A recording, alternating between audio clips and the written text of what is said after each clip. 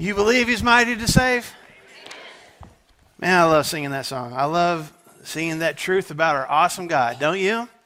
Are you glad you're here this morning? I'm glad you're here this morning.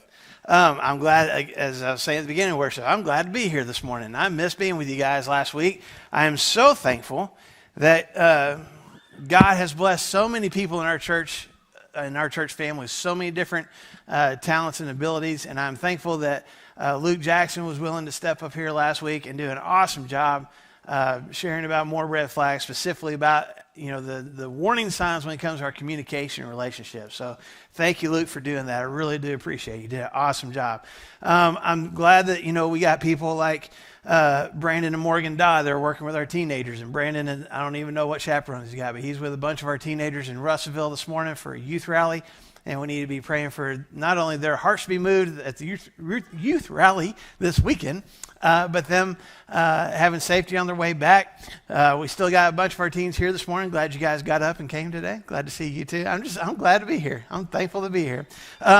Several years ago, and I may have told you this story, so I'm going to give you the really abbreviated version. Several years ago, my family borrowed a pontoon boat from a friend of ours, and we were out on Beaver Lake, and we found an area with some bluffs so our boys could climb up, on top of the bluffs and jump off in the water. And I think we had eaten lunch and stuff there. And so, we put the anchor down on this boat, and, they're jumping for a while, and we're eating and snacking for a while. And then we're like, let's go off somewhere else. And we figured out where else we wanted to go. And so we start getting everything packed up. We get the boys back on the boat.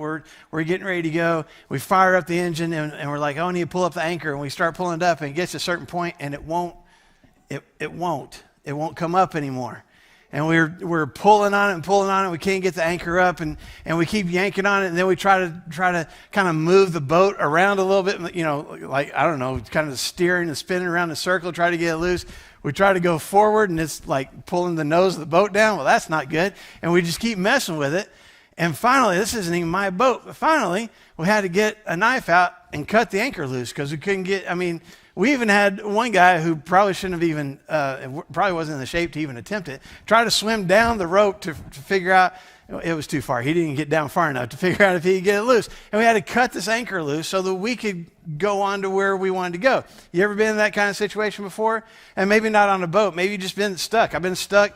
I think I've told you before. I've been stuck just in the middle of a grass field in a car, tires spinning, trying to go, and I'm just slinging mud everywhere. I'm not going anywhere. Isn't that frustrating when you're stuck, when you got somewhere you want to go, you know where it is you want to go? On the boat, we knew where we wanted to go next. We fired up the engine. We're ready to move, and we're stuck.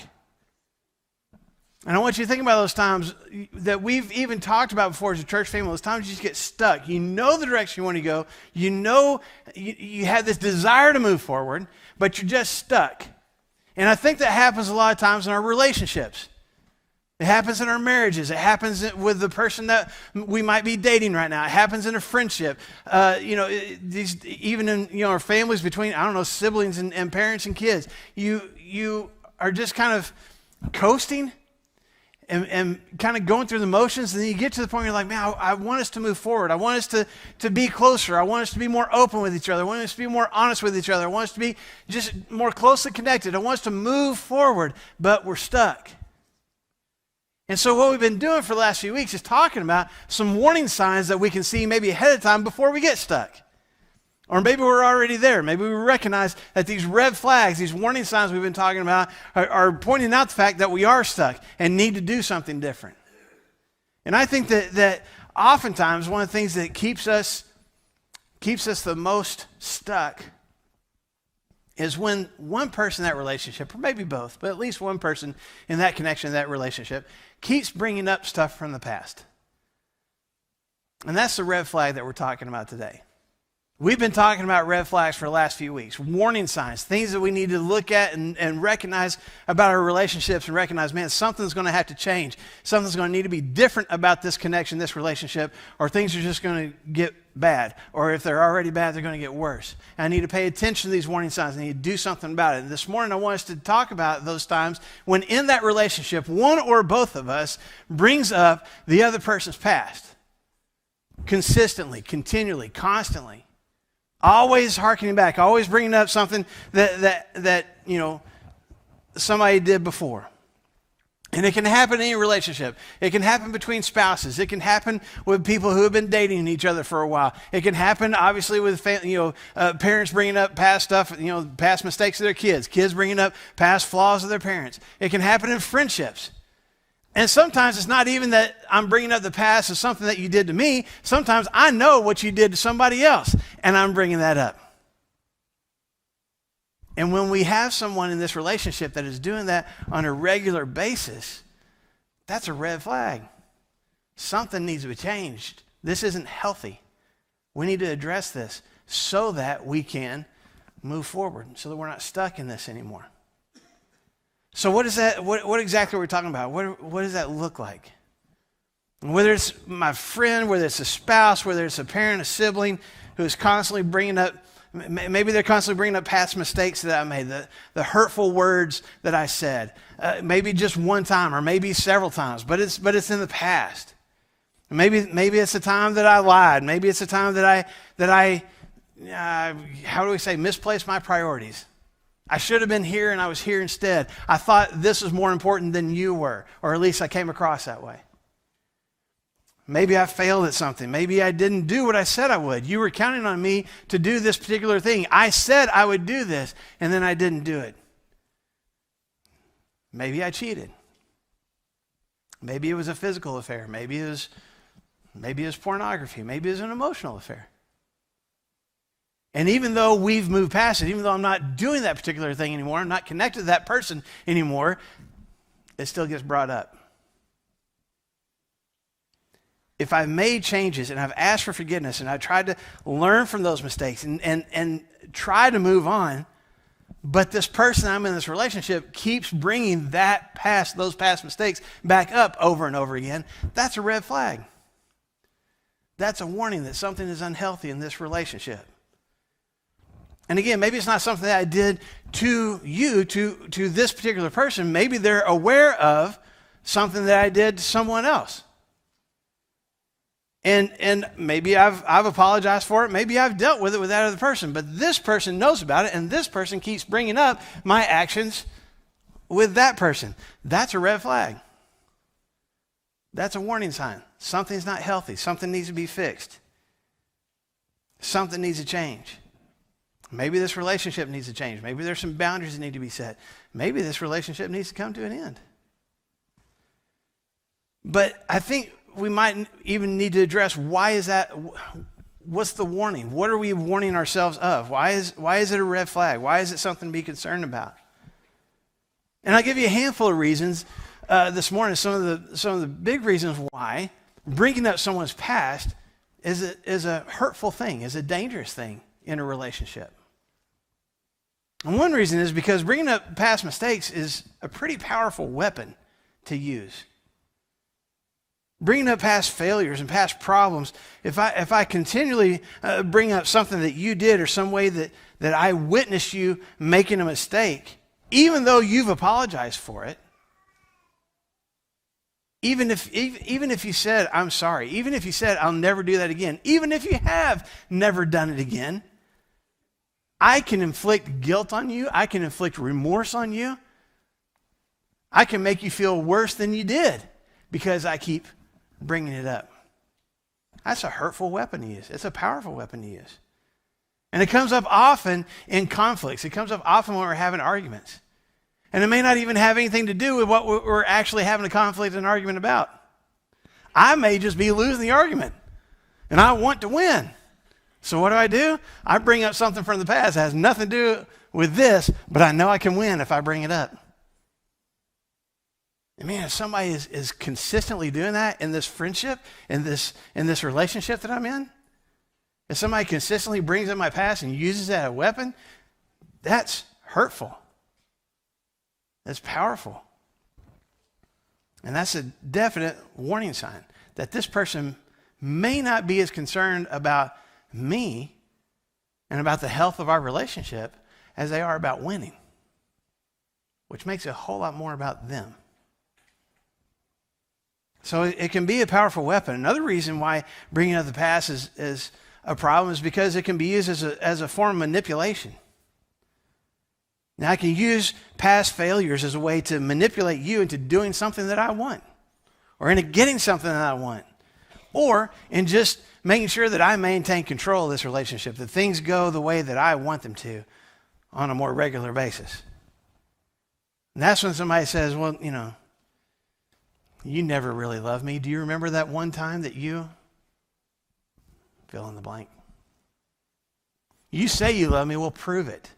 Because all I've seen is you lie, not do what you said, be more busy with somebody else, be focused, whatever it is. And I say those things, and I'm really just trying to get you to do something that I want you to do. Or I'm at least trying to be more dominant, kind of maintain control of this relationship. Saying things like, you always act this way. You always say that. Even though the last time I acted that way, and the last time I said that was years ago. But you always do. It's hurtful. And I say those things to get control. I say those things to hurt you. I say those things so that I can win. I say those things to get something that I want. I am manipulating you to do something that I want you to do. Or to cower to my control and my authority. Man, if I'm in a relationship, if I'm in a marriage, if I'm in a dating relationship, if I'm in a friendship with someone who consistently manipulates me like that, that is a huge red flag. This is not healthy. Something needs to be different. Another reason that bringing up the past is a dangerous thing is because it can be used as a barrier. It creates a distance. It creates a wedge, a wall between me and this other person. And maybe it's a defensive wall. Maybe I'm bringing up your past because I'm kind of defending myself from you recognizing my past. Or maybe I'm in the middle of making mistakes and bad choices right now, but I don't want to focus on that. So I'm going to bring up your past and the times that you failed and the times you did something wrong so that I can put up this wall so you don't see my flaws and my mistakes and my failures. Maybe it's something that I don't even recognize. I don't even recognize that I'm doing it. It was something that I experienced, maybe in my home growing up, maybe in past relationships. That's just the way we acted. And I've gotten in the habit of it. I didn't even know that this wasn't the way people acted in relationships. But now I'm creating this distance. I'm creating this barrier between you and me. Because the more that I bring up your past and the more that I focus on winning the argument, the more that I focus on all your flaws and your mistakes, I'm just adding bricks to the wall between us. I'm adding distance to this gap between us. And if I'm in this relationship with someone who continually brings up the past, or if I'm that person, that's a hard barrier to overcome. That's a difficult barrier to get beyond. And that's a warning sign. This is not healthy. Something needs to change. Something needs to be different. And these are just some of the dangers. These are just some of the risks of bringing up someone's past failures, someone's past mistakes in this friendship that I'm in, this family relationship that I'm in my marriage. And when I see these red flags, when I experience that, my past being brought up again and again, when that happens in this relationship, I mean, what do I do? If I see it, because we've talked about that, I got to notice the red flags, right? And then I got to do something about it. I can't just, in life, when we see a red light, we need to do something, right? We need to stop. We need to take caution. We need to pay attention. When I see a red flag in my relationships, I need to do something about it and not just cruise on past it and pretend like there's nothing going on. So what do I do? And I want to spend some time here this morning. I want to talk about what do I do when one or the other of us is constantly, constantly bringing up the other person's past. I want to give us some action steps for both. I want to talk, first of all, to those of us who are experiencing that. What do I do if I'm the person who keeps getting my past brought up? What if I'm the person in this relationship that my spouse or this person I'm dating or this friend of mine seems like they always bring up something that I said before, something that I did before, something I've already apologized for? What do I do if that keeps happening? So let's talk about that first. When someone keeps bringing up my past, what do? The first thing I need to do is apologize if I haven't yet. Actually take the time to apologize. There's some of us that are like, man, what am I in the second grade? Why I got to take the time to apologize? Because apologies really matter. It's acknowledgement to the other person. I recognize the mistake that I made. I recognize that I hurt you. I recognize that this is a problem, and I am sorry for that. I regret that. That's a powerful statement to make. I am sorry. I've reminded you before, but I always think of the Fonz on Happy Days. There's only a handful of times in all the years of the show that Happy Days was on that the Fonz had to say he was sorry. Why? Because he was cool. He never made mistakes. But if he ever did, he had to say he was sorry. Do y'all remember how he said he was sorry? I am, he couldn't get the word out. And that's the way we are. It's hard for us sometimes to apologize. It's hard for us to say that we're sorry, but that's where we need to start. If I've made a mistake, even if it's a long time ago, I need to apologize for it. I may not realize the kind of hurt that it caused. I may not realize how big of a deal it was for you. And even if it doesn't seem like it was that big of a deal for me, that doesn't matter. It hurt you. And I need to apologize to you for it if I haven't done that yet. In Romans chapter 12 and verse 18, the Apostle Paul says, if it's possible, as far as it depends on you, live at peace with everyone. If I want to have peace in this relationship, if I want us to grow closer together, if I want us to move forward, what can I do to make this relationship better? What can I do to resolve conflict? As much as it depends on me, what can I do? I can apologize. I can say I'm sorry for my past mistakes. But after I've done that, the second thing that I need to do is not let my past define me. I may have done that particular thing. I may have said those particular words. I may have lied about, that particular situation. That may be true. But if it's done and I've apologized for it and I've repented of it, then I need to be done with it. If it was something in the past, I need to leave it in the past. And I don't need to let myself be defined by my past failures and my past mistakes. That was who I was. That is not who I am. That was what I did. That is not what I do now. I'm not that person anymore. I don't make those mistakes anymore, or at least I try not to. God said through Isaiah the prophet in Isaiah 43 and verse 18, do not remember the things that have happened before. Do not think about things of the past. So many of us dwell on past mistakes. We get weighed down by the guilt of past failures. It's such an easy trap. It's such a powerful weapon that Satan uses, is guilt and remorse. And I'm not saying we shouldn't feel guilt and remorse, because if we felt no guilt or remorse, we wouldn't feel bad about sinful choices that we make. So it's not that we shouldn't have it, but we shouldn't live in it. And we shouldn't allow our past mistakes to define who we are now. I'm a forgiven child of God. Am I perfect? No, but I'm covered in the perfect blood of Jesus. And I need to let that define who I am now. And I don't need to let this person, even if it's somebody that I care about, even if it's somebody that I'm really close to in this relationship, I don't need to let them define me by my past. I don't need to define myself that way either.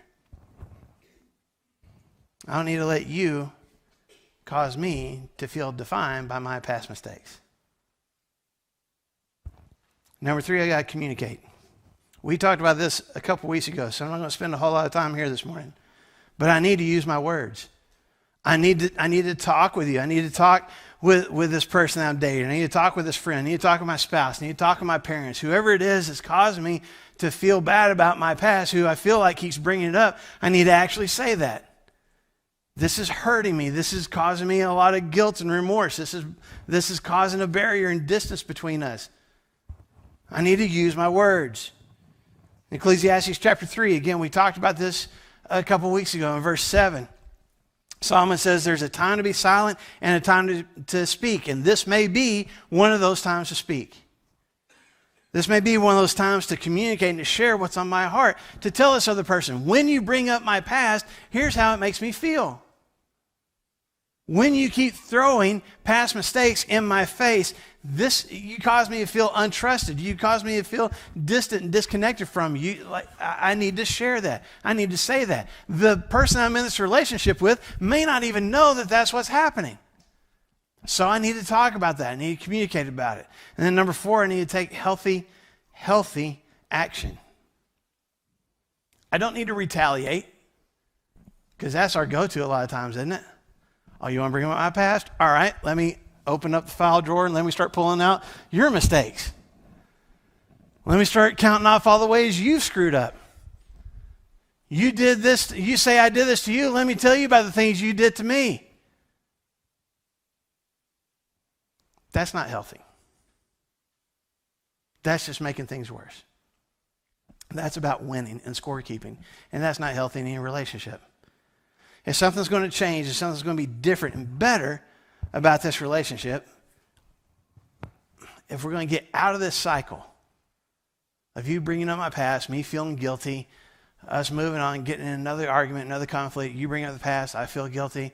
If we're going to get out of that cycle, there's got to be something different. We got to take some action.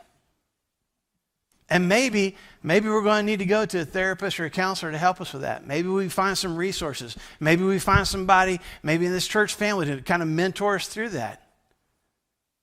But we can't keep going through the same actions over and over again and just saying, well, hopefully it'll get better. Fingers crossed. Maybe this will quit one of these days. Solomon says in Proverbs chapter 26 and verse 11, as a dog returns to its vomit, so fools repeat their folly. Kind of gross, and yet kind of true. I mean, a dog, I don't want to go into graphic details here, but a lot of you have seen it. A dog will get sick, it will ingest something that will make it sick, it will vomit, and eventually what does it do? It goes back to eat the vomit, right? And we're like, man, that's gross. And yet we do that all the time. Not that we eat vomit, but we do that all the time.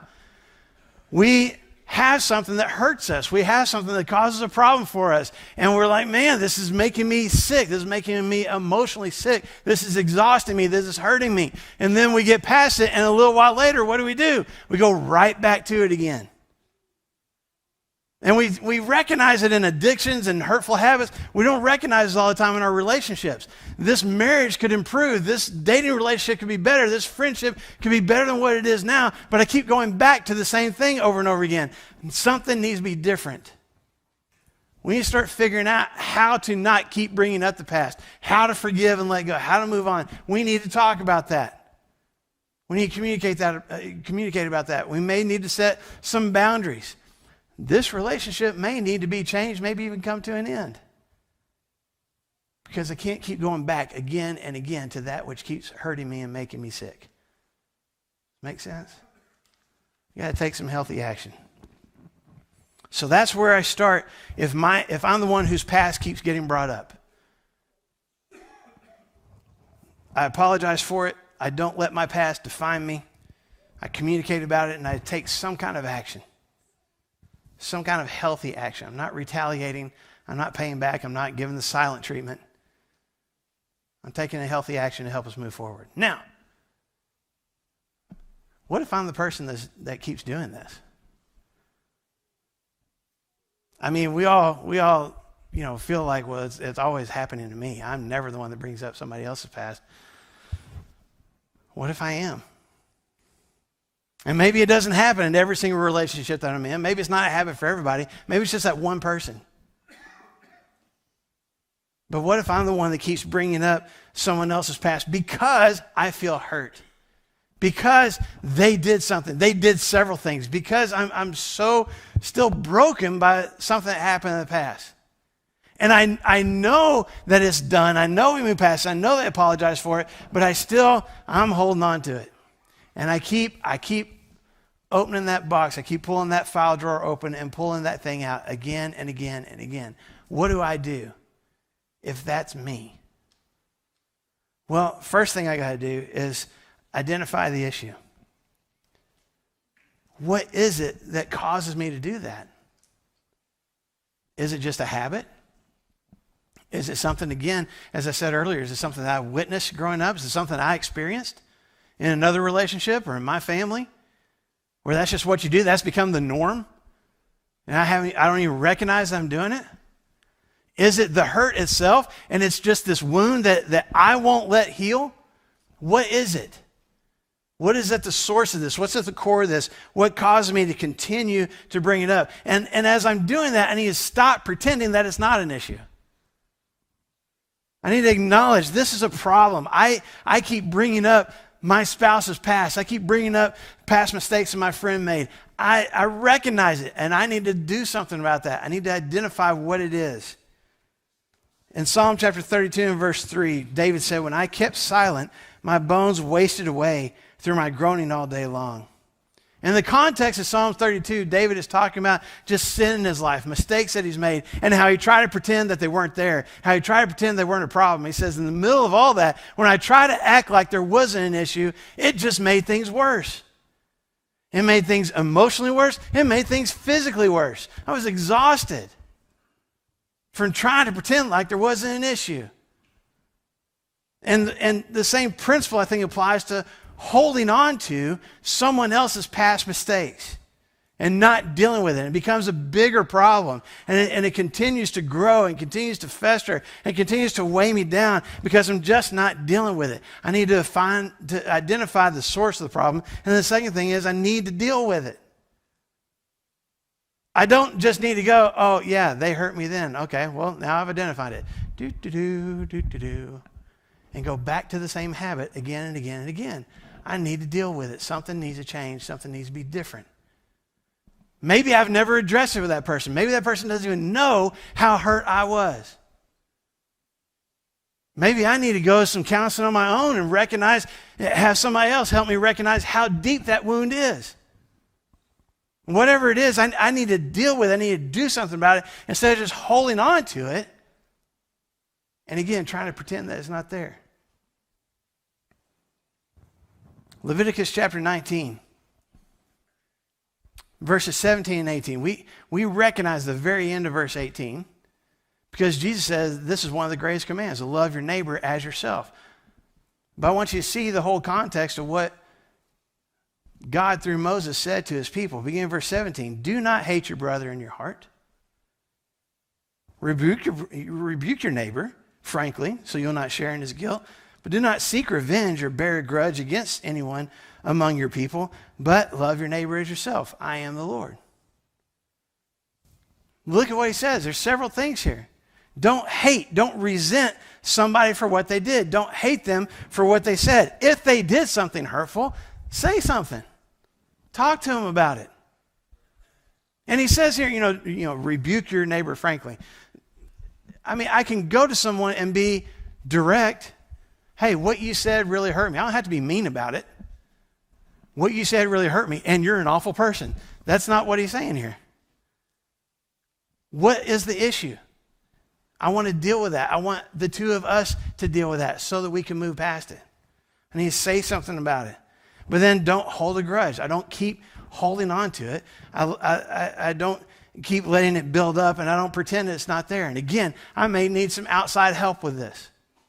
We may need some outside help with this. But I need to deal with it if we're going to move forward and move past it. Number 3, I got to change my lenses. I got to change my lenses. I actually had to do this recently, not just with relationships, but physically. I had the same pair of glasses. Some of y'all have seen me in them, like at church camp and different places. I had the same pair of glasses for probably over 20 years. The prescription wasn't as strong as it needed to be anymore because I've gotten older. But I thought, it's fine. And even when I drove at night, I could see shapes. I could see lights if I had my glasses on. It was fine. It's fine. There were scratches on them because they'd been dropped. They'd been grabbed by my little boys. They'd been chewed on by certain puppies in our lives. And you can ask my wife. It was almost to the point where you couldn't see my eyes behind my lenses because there were so many scratches on the lenses. But you know what? That was fine. It's fine. I got new glasses. right before the end of this last year. Oh my gosh, things are so much more clear. The things that I wasn't seeing before that I can see now, it's just amazing. When we change our lenses, we can see things more clearly. When we change how we view each other, we see things more clearly too. I need to change the way that I view this person who may have done something to hurt me. I may need to change how I view this person that I know has done something to hurt somebody else, even if it wasn't me. I need to change the filter that I see them through. I don't need to view my spouse or my parents or my kids or this person I'm dating or this friend. I don't need to view them through the lens of their mistakes and failures. I need to view them through the eyes of Jesus. I need to view them through the lens of grace and compassion.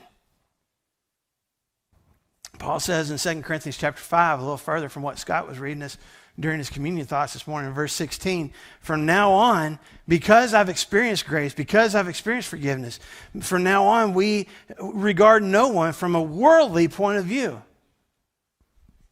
This person I'm in this relationship with may have actually hurt me in the past, may have done it several times, but now we've moved on from there.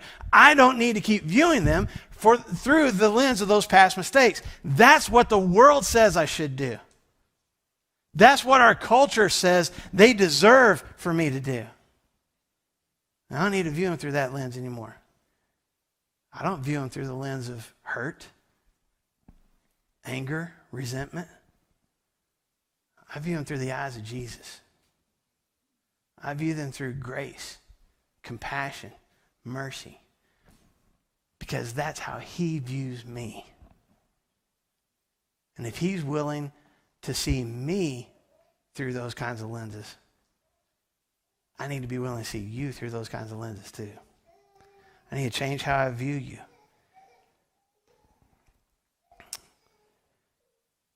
Real quick, I also need to forgive it. And that sounds almost, it's easier said than done. I know that. If you've been truly hurt by somebody, maybe multiple times, for me to just go, I just forgive them. Oh, thanks, preacher. It seems almost empty until we truly make the effort to do it, to forgive this person. Whatever he did, forgive it. Whatever she said, forgive it. And just to be clear, it's not up to them to ask for it. It's not up to them to get forgiveness. Forgiveness is about me giving it. I am giving them forgiveness. I am giving them grace. It is my choice. I am choosing to exercise my power to forgive. And I'm not allowing their mistakes to have power over my heart anymore. I'm choosing to forgive and I'm choosing to let go. In Colossians chapter 3 and verse 13, Paul says, bear with each other and forgive one another if any of you has a grievance against someone. He acknowledges sometimes somebody has done something hurtful. You have a reason to be angry. You have a reason to feel hurt. You have a reason to feel resentment. Agreed. But forgive it anyway. Forgive as the Lord has forgiven you. Have you been forgiven of anything? Then you need to forgive other people too. You need to forgive this person who has hurt you. It's not that I don't have the right to be angry or upset. It's not that there aren't wounds and scars. I'm just not going to focus on those. I'm not going to hold on to them. And let me say this real quick, just kind of a side note. Because I think sometimes we struggle with forgiveness because that person did show our standard of apology or remorse. They apologized for it, but they didn't apologize the right way. They said they were sorry, but I don't know if they were really sorry. And we set this standard. You need to jump through these hoops. You need to say these words. You need to do these exact actions, maybe multiple times. And then I will choose to forgive you as long as you've done it the right way. Again, forgiveness is not about them doing it right. Forgiveness is about me choosing to not hold it against you. I'm giving grace because I'm choosing to. So forgive it. And then last thing, let it go. And I know there's some of you going, well, that's what you just talked about, forgive it. But the letting go is another piece of this. Because I think some of us, we forgive, we don't necessarily feel like, holding it over the head, and yet I forgive you. I'm not going to tell other people what you did, but I'm not letting go of it. And folks, until I let go of it, there's always going to be a risk of me bringing it up again. Until I actually am done with it and choose to be done with it and not think about it anymore, there's always a chance I'm going to bring it back up and throw it back in your face again. I've got to make that choice to let it go and to be done with it. Ephesians 4 and verse 31, Paul says, get rid of all bitterness, rage, and anger, brawling and slander, along with every form of malice. Get rid of it. Lift it up, lift it off, throw it away. Be done with it. There was a family that we helped move a few years ago. And we were, loading up the truck and moving, loading up a whole bunch of furniture, putting it in the truck, and I had to drive with them to, same day to take it all off. And it was just one of those things. If you've moved, you help somebody else move. Sometimes there's certain things that it doesn't matter how close you get the truck to the house, it's still a long distance to carry whatever that heavy thing is. And especially if you got to go upstairs or all the way down to the end of that hallway and make a right. I mean, by the time we got to the end of that afternoon, anything that I was lifting, I was starting to feel cramps in my forearms. And then Christy was riding with me. We were driving back home, and I reach up, I turn the key, and I reach up to grab the stick shift to put the truck into gear. And as soon as I did that, my fingers just locked up, and I'm like, ah! And I stretched my fingers back out. And then one of my boys called on the cell phone. When I reached to grab my cell phone, my fingers just on their own. I had no control over it. They just folded down. And I'm just like this. And I had to physically take my hand and stretch my fingers back out because my forearms are cramping. Because I lifted and carried and held on to stuff for so long. I didn't have control over what happened to those muscles anymore. Guess what resentment does to us? The longer that we hold on to it and carry it with us, we lose control over what it does to us. It brings out anger. It brings out words we shouldn't say. It causes us to bring up the past. Why? Because we won't let it go. That's what Paul's talking about here in Ephesians 4. Get rid of it so it doesn't control you anymore. So it doesn't weigh you down anymore. So it doesn't become a problem in this relationship anymore. Forgive it, let it go. This is where we start. If I'm the one that keeps bringing up the past of someone that I'm in this relationship with, I've got to identify why I do that. I need to deal with it. I need to change how I view them. I need to forgive it and let go of it. Now, is this going to be automatic? Can I just go through these one step right after the other and be done in 15 minutes? That'd be nice. Doubt it's going to happen that way. But this is where we start. Now, we'll wrap up with this morning. We've been talking about these red flags, these warning signs in these relationships. And I want to offer to this church family again, if there's any relationship that you're in right now that you're struggling with, there's something that needs to be fixed. There's something that needs to be addressed. You see the red flags. There's warning lights going off, and you want to do something about that, but you're not sure where to start. You're welcome to share that with us. I mean, here in just a minute, we're going to stand together and we're going to sing a song together, and you're welcome to share right then. Even if it's not about bringing up the past, if it's some other aspect of your relationship, and you're at the end of your rope. You don't know what to do next, but you know you don't want things to keep going the way they are. You're welcome when we stand together. Just walk to the front and share that with us. And even if you don't want to share those things with us here at the front, if you want to come find me after worship, you're welcome to do that. If you want to come find one of our shepherds, we'll make sure to point them out. We can go talk right now. If you want to just talk with somebody that's sitting in the row next to you and just say, hey, some things that he said touched my heart today. I need to talk to somebody about that. We're willing to do that. We've got counseling services that we recommend. We got therapists and counselors that are sitting here in this room right now.